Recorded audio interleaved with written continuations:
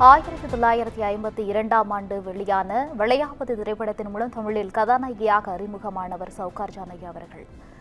கிட்டத்தட்ட 400 திரைப்படங்களுக்கு மேலாகவே இவர் நடித்திருக்கிறார்.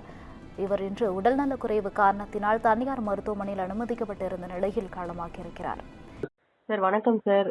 சவுகார் ஜானகி அம்மாவுடைய மறைவு, இறுதியாக பிஸ்கோத் படத்துல நீங்க நடிச்சிருந்தீங்க. அந்த நடிப்பு, உங்க கூட நடிச்சது பத்தியும் இந்த மறைவு பத்தியும் ஒரு சில வார்த்தைகள் சார்.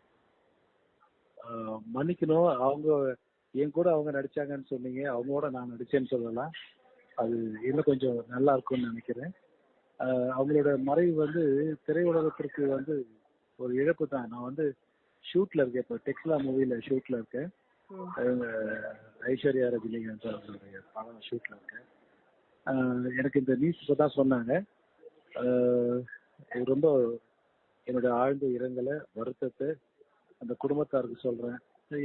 எல்லாருமே வந்து ஏன் இவ்வளவு சீக்கிரம் என்னை விட்டு போறாங்கன்னு தெரியல. எல்லாருக்காகவும் ஒரு ஒரு தனி இடம் வச்சிட்டு இருந்தாங்க. பாரதி சார் ஆகட்டும், பாக்கியராஜ் சார் ஆகட்டும், சங்க கணேஷ், இது மிஸ்டர் டெல்லி கணேஷ் ஆகட்டும், எல்லாருக்கும் ஒரு தனித்தனி இடம் வச்சிட்டு இருந்தாங்க. ஆனா எல்லாருமே நம்ம விட்டு போகும்போது ரொம்ப வேதனைக்குரிய விஷயமா இருக்கு. இந்த வேதனையை அந்த ஃபேமிலியோட சேர்ந்து நானும் பகிர்ந்துக்கிறேன். அந்த ஆன்மா வந்து சாந்தி அடைய என்னுடைய ஆழ்ந்த இரங்கலை தெரிவிச்சுக்கிறேன்.